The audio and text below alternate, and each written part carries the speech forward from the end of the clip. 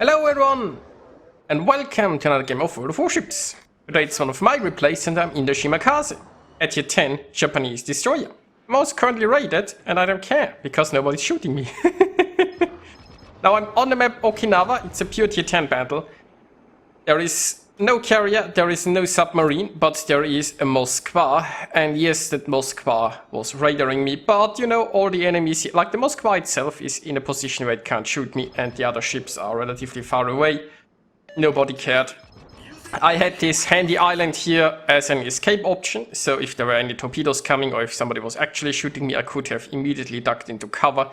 So I was just happily sitting there, completing my camp without an interruption. Now I'm gonna go... I mean, Moskva seems to be reversing. It looks like the enemies are pushing around this flank. I wanna go in a position to torpedo them, but... Oh, wait. I wasn't tracking the Moskva, I was tracking a Holland. Oops. So, ow. Now, I got some fishes on the way. And I'm gonna immediately turn and deploy smoke. Because as you can see, I've already taken quite a bit of damage here. And there are even more ships shooting me. So it was really important to disappear and...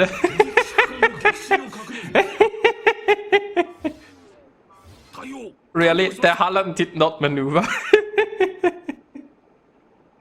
Well, the Holland was a bit too greedy. So... One problem the Holland has is that it has very bad angles for its guns. So if it wants to use both of its guns, it has to sail basically broadside.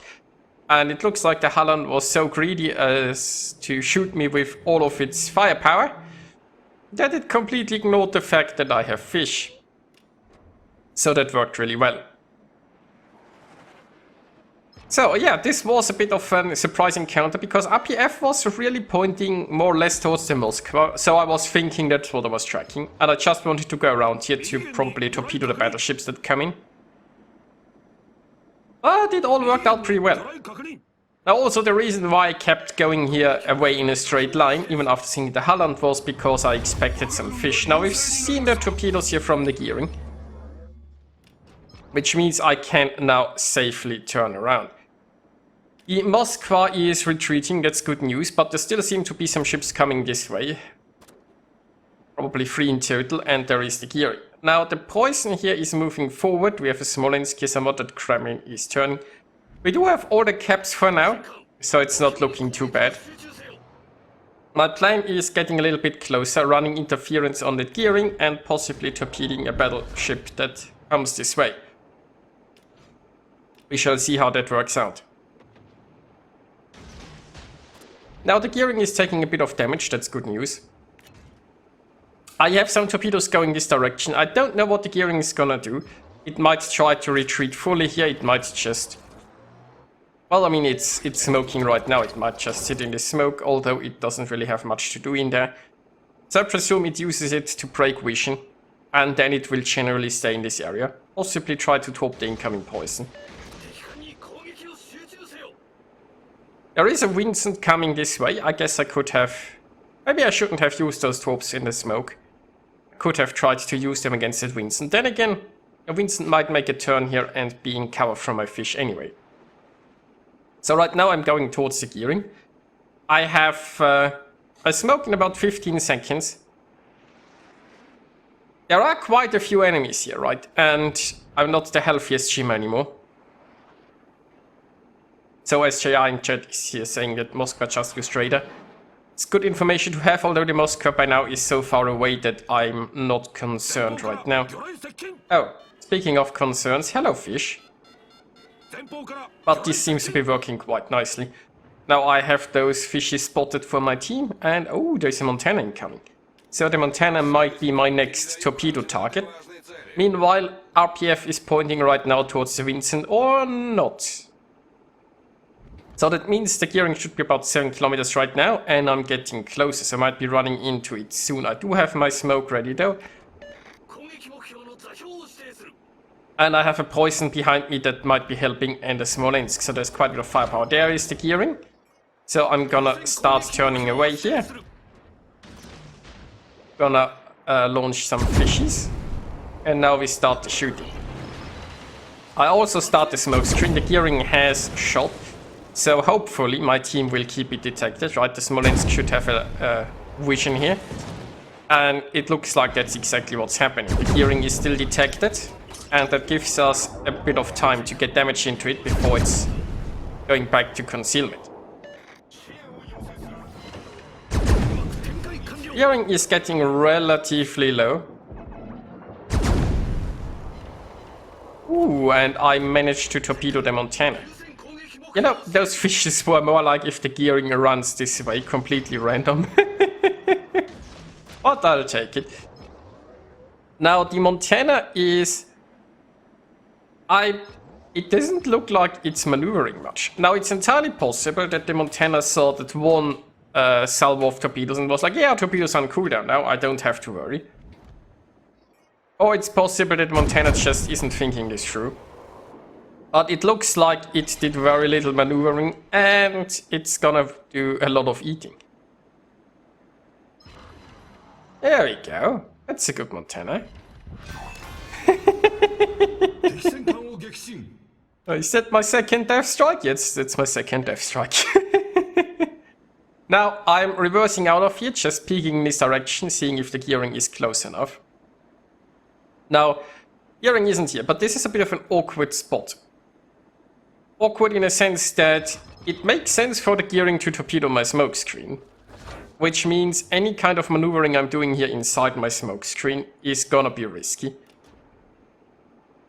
It's also possible that the gearing is just trying to torpedo the Poison or the Smolensk. So, we'll see. Now there is a bigger problem though. We are losing the sea cap, we don't have any ships anymore. SJR is on his way to possibly do something, but there's a Sherman. It's not something you want to fight in a Shima. Might be able to torpedo the Shima though, or I guess the Montana in the center. But this battle isn't looking so great anymore. We still have a fair points lead, but they do have 2 camps now and 1 more ship. So the Moskva is also coming back. That's potentially a problem. Last time we've seen the gearing, I think it was around 4,000 something health. That's a little bit less than I have, but it's a gearing, it has a bit more firepower. If I can start the engagement though, I feel like I should be able to deal with it, and I do have the better concealment. So there is that. The Moskva is almost down. I'm hoping my team can deal with it because I'm sailing technically into its torpedo range. Yeah, but it's at 60 health. Somebody's surely gonna finish then. Surely, any time now. Meanwhile, the gearing seems to be on the other side of this island. Now I really want to go after the gearing, because if we leave this gearing alive, it will just torpedo this Yamato, it will come in and take A from behind us, it might spot me in the future, right? It's going to be a nuisance. So I'm just hoping I can deal with it with guns, but I'm somewhat confident.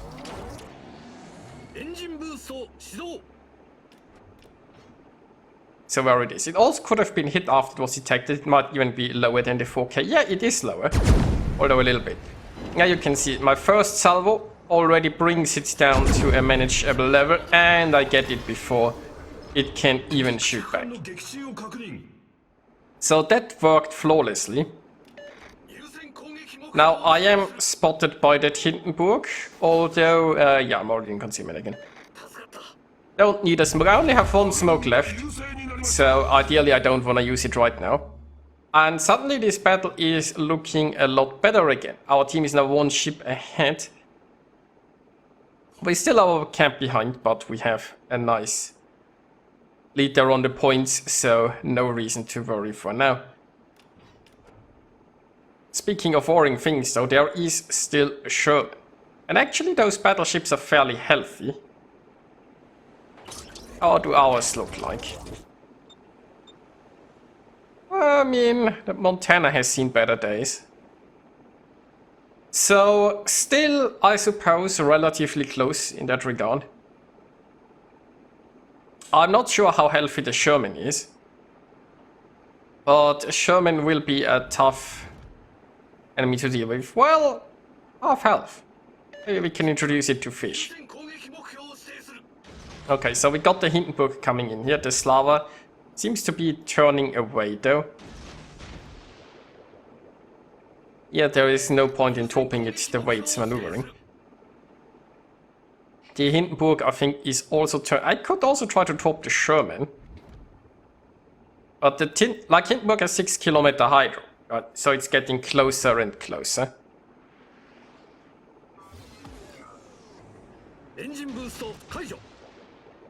Let's hope we can get it. So the Sherman is visible here. I could smoke up and... Oh yeah, especially since the Hindenburg is about to die. I could smoke up here and shoot the Sherman. Possibly not the worst idea. Then again, it's invisible again. I'm afraid that the Sherman is gonna push in here with hydro.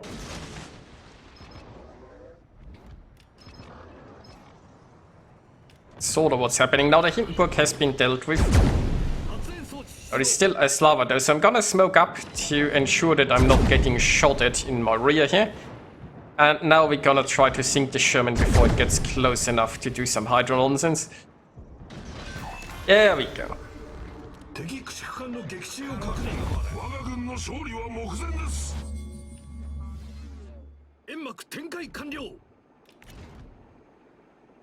Now, there are only 2 battleships left, and we had 945 points, so...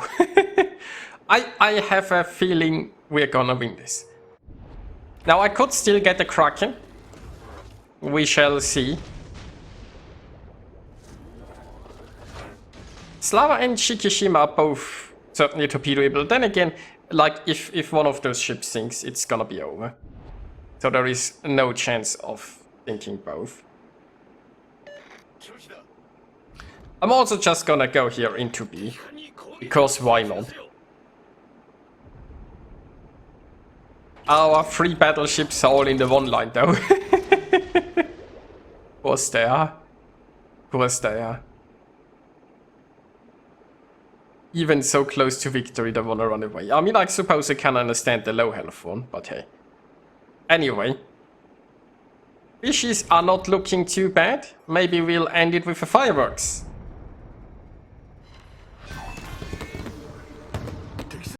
A true shame that I couldn't make any use of the Kraken Hill because the game was over.